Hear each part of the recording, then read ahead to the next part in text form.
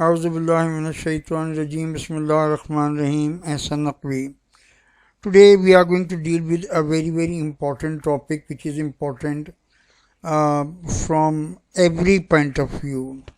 In the examinations, it is important for every single board, for the Cambridge board, for the Edexcel board, or for the local boards of Pakistan, or IGCSE or GC, whatever the boards are. So it's a very important topic that we are going to start with. This is the compilation of Hadith, how Hadith was compiled, and I wrote it down video 1 because of the reason that it is a very long topic and I was not able to cover it in one video at all.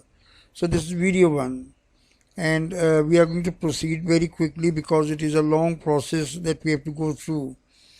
As usual, this is my YouTube address. Remember it, O Levels Islamic Studies by Hassan Naqvi. My blog address that you can read it over there. Then the syllabus boards are all. This is CAIE or Edexcel or IGCSE, GCE. All the other boards are there. However, I have taken it. I will take the questions or the different points from Cambridge board's point of view. But you see, the information is useful for everyone. Maybe some hints of the Cambridge board are there, but this topic is for everyone. This is the important point. Syllabus component is in CAIE. This is paper 2 and question number 2, and the main topic is the history and importance of Hadith. That is the main topic of the syllabus. With a slight difference, the subtopic is the history of the compilation of Hadith. This is the importance of Hadith. This is the compilation of Hadith, and we are talking about the history of how Hadith was compiled. This is what we are going to discuss, inshallah ta'ala, in this first video today. A part of it, not the whole topic, a part of it we are going to discuss. The today's topic is compilation during the life of the Prophet Muhammad Sallallahu, and that is video 1. In video 2, inshallah ta'ala, we are going to talk about what happened after the Prophet's death. And then video 3, again, this is the compilation of important books. So all the things are ready. So we are starting with video 1, which is the compilation during the life of the Prophet Muhammad Sallallahu. Now, I will go through point by point, and I will, if there is something to explain, then I will. Otherwise, the English is quite simple. The Hadith was not written in an organized way due to the following reasons. Why Hadith was not compiled or written down as a book? Remember, the Quran was written down as a book, not as a book, but Quran was written down in scattered writings. But the Prophet Muhammad ﷺ took a very special care that in his own life the entire Quran is to be in writing. Though they were scattered writings, but they were there and they were available. However, Hadith was not compiled in that way. Why? These are the reasons which are important to understand. Number 1, the Prophet ﷺ was alive and people used to ask him their problems because the Prophet was present. So if there was a problem, the people would go to the Prophet and ask him directly, and he was the authority. So whatever he said or whatever he did became the authority. So the Prophet was alive and people could consult him without any hesitation. The second reason is this: companions were busy in expeditions, wars, and the spread of Islam, and because of these reasons, there was no time for them to write down the Hadith and the details of the Hadith. So therefore, it could not be written down. The third reason is this: the Quran was being revealed and the Prophet did not want to mix it up with his own words. So if the Quran was being written down by the Sahaba Ikram, and the same way some Sahaba Ikram are also writing down the Hadith, it could be possible that at some occasion after his death, there could rise a question whether this is Quran or the words of the Prophet. So therefore the Prophet did not encourage people to write down and did not ask people to write down the Hadith because he did not want it to be mixed up with the Quran. However, okay, let me further clarify this point too. However, when the Quran was completely revealed about a year, or you can say 4 or 5 months before the Prophet's death, it was almost complete. So therefore the Prophet allowed people to write down the hadith if they want to. So we are going to discuss this later on. But he allowed it, but in the last days. He did not stop people writing down any hadith, but at the same time he did not encourage it or did not insist people to write down the hadith somewhere. He did not.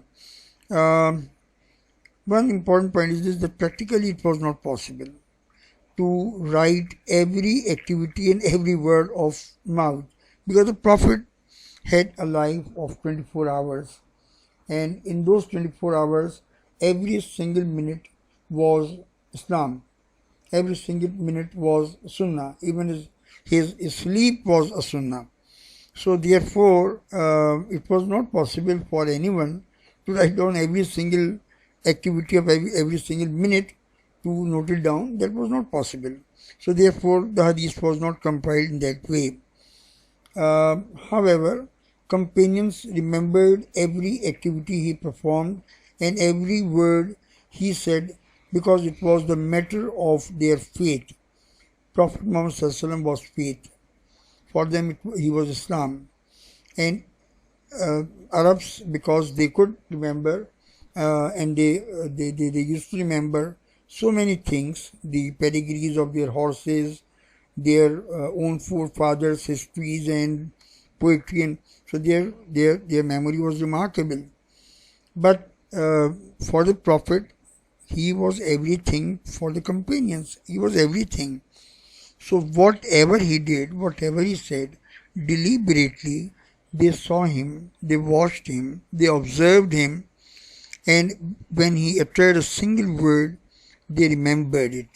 By the way, there is one more thing which maybe I could not mention over there, that the Prophet used to speak slowly and with complete calm, and sometimes he would repeat his words 3 times so that the people could remember those words very well. His purpose was that the people should remember his words, and people did remember his words in that way. So because of the importance of the Prophet, his actions were recorded in memory, his words were recorded in memory, and people did not forget it. I cannot go into detail about it right now, but even the shortest time, even the very minute detail of something was observed, and that was recorded, that was kept in mind, that was remembered. Every small thing was recorded, in the memory. Besides, the memory of Arabs was remarkable. The Prophet did not stop companions to write hadith. I explained you the memory was absolutely marvelous of the Arabs, and they could remember everything very well. The next point, the Prophet did not stop companions to write hadith. In his last days, when Quran was fully revealed, he allowed its writing. This is what I explained you earlier. These were the companions who had their own small diaries, and in those diaries they used to note down something which they felt was important for them to write down. So Abdullah bin Umar Razillahu Ta'ala and Ali Razillahu Ta'ala and Abu Hurairah Razillahu Ta'ala, these people used to maintain their diaries in which they used to write down the hadith of their own choice. For example, Hazrat Ali used to have a diary in which he used to write down the commandments about all the statements of the Prophet Muhammad about inheritance, about the inheritance law. He used to write down the details. So that was done by many companions, but it was not a very common practice. Besides this, the paper was not common. It was not easy to write down on the stones and skins and all that kind of stuff. Quran was written down. It was the order of the Prophet to write down the Quran. But hadith was not done in that way. The Prophet encouraged companions to memorize his hadith and sunnah. The Prophet always said that it is always good to remember my words and my hadith. There is one quote of the hadith in which the Prophet ﷺ said, sorry, may Allah give freshness to a servant who hears my saying, keeps it in memory and preserves it. I'm so sorry. A hadith says, may Allah give freshness to a servant.